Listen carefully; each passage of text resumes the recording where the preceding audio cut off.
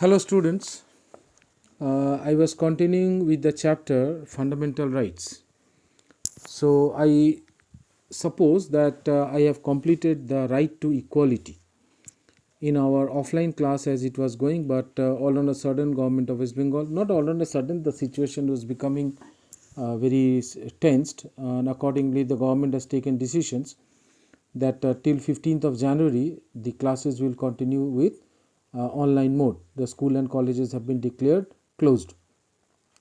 So anyway, we have to carry on with our education system, and this is the only platform that we have to communicate with you. If I have completed right to equality, today I will start with the right to freedom, because these are the two which are considered to be the most important. Right to freedom, there are 6 freedoms within right to freedom.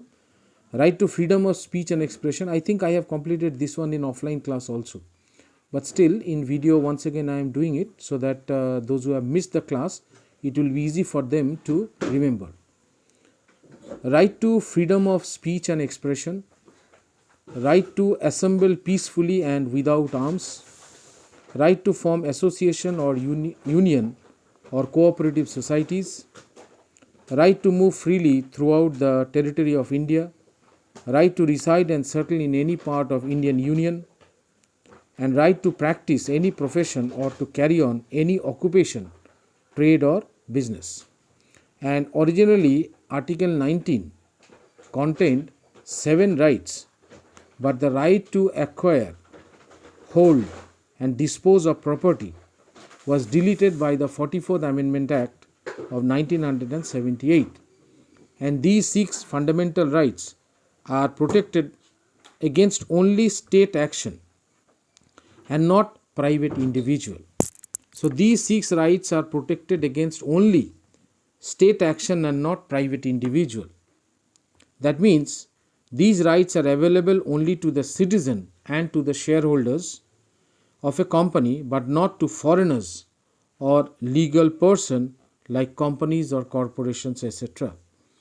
But the state can impose reasonable restrictions on the enjoyment of these 6 rights on the ground of mention in the Article 19 itself and not on any other ground.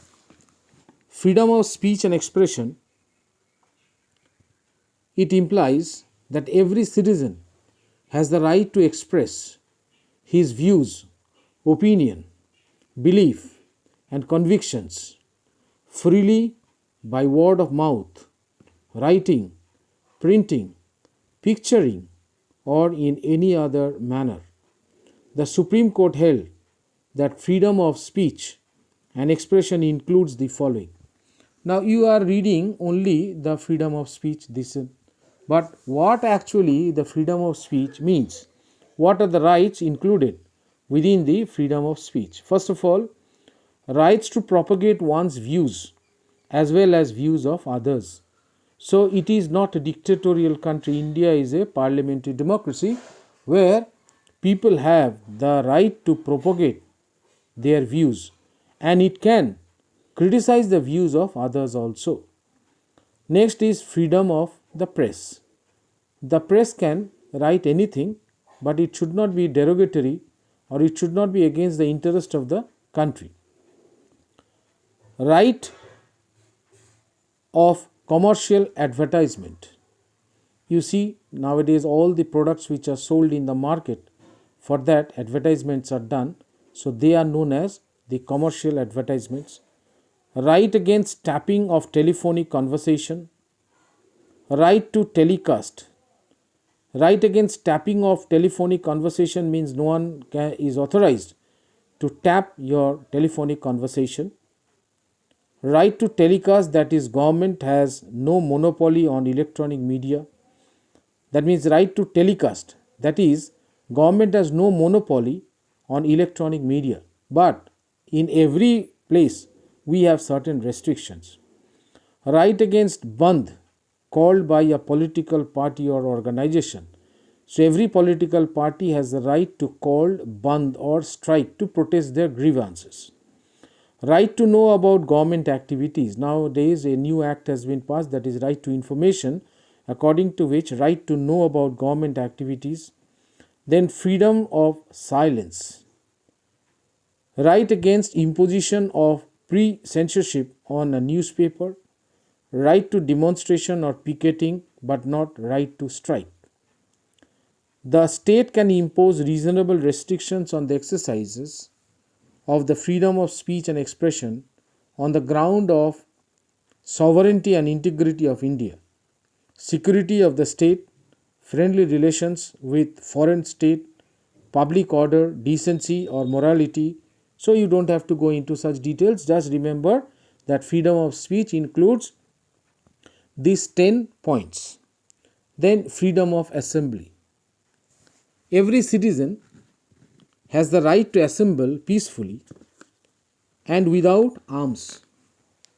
It includes the right to hold public meeting, demonstrations, and take out processions. You see, during the time of elections, every political party take out their processions. Demonstration and take out, these freedom can be exercised only on public land. And the assembly must be peaceful and unarmed. Assembly is allowed, but it should be peaceful and without arm. This provision does not protect violent, disorderly, riotous assemblies or one that causes breach of public peace. So any such assembly which causes the breach of peace, or it is violent, it is disorderly, it is a riot, such type of things are not allowed. This right does not include the right to strike. Freedom of assembly does not allow you the right to strike. The state can impose reasonable restrictions on the exercise of rights of assembly on two grounds, namely sovereignty and integrity of the nation. On these two grounds, these type of assemblies cannot be allowed. And public order, including the maintenance of traffic in area concerned. Suppose because of demonstration or a public procession, the ordinary people suffer due to traffic jam, so they are not allowed. Under section 144 of the Criminal Procedure Code 1973, remember, Indian 144 is a criminal procedure code. A magistrate can restrain an assembly, meeting or procession if there is a risk of obstruction, annoyance or danger to human life, health or safety, or a disturbance of the public, tranquility or a riot or any affray. So such type of things, if it is felt by the magistrate that there is a possibility of such type of problem, then a magistrate level of a person can restrain a procession or assembly. Under section 141 of the Indian Penal Code, as assembly of 5 or more persons becomes unlawful, that is 144 was of a procession of a big assembly. 141 is more than 5. People cannot stand in a place and gossip or do something. To resist the execution of any law or legal process, to forcibly occupy the property of some person, to commit any mischief or criminal trespass, to force some person to do an illegal act, and to threaten the government or its official on exercising lawful powers. So these are the reasonable restrictions imposed on freedom of assembly. What is freedom of association? All citizens have the right to form association or union or cooperative societies. It includes the right to form political parties, companies, partnership firm, societies, clubs, organization, trade union, or any body or person. It not only includes the right to start an association or union, but also to continue with the association or union as such. Further, it covers the negative right of not to form or join an association or union. That means if the union or the association is considered to be illegal or it is considered to be harmful for the country, then such are not allowed. Reasonable restrictions can be imposed on the exercise of the right by the state on the ground of sovereignty and integrity. In everywhere, the fundamental rights can be restrained on the ground of sovereignty and integrity of India, public order and morality.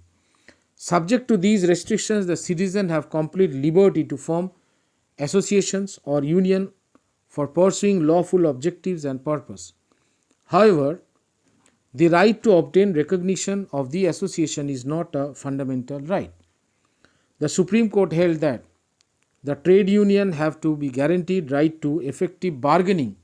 That means the trade union, they must be given the right to bargain, to increase their wages with the management and to declare a lockout, because these are the tools in the hands of the workers to increase their wages.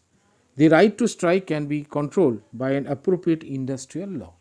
So up to today we will do up to the freedom of association.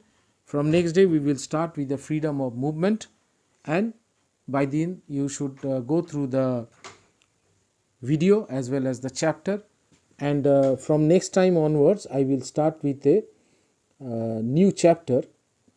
Sorry, not the new chapter, let me complete this one first, then we will go to the directive principle of state policies and the differences between fundamentals and directive principles. Till then, all of you take care of yourself, stay safe, stay healthy, goodbye.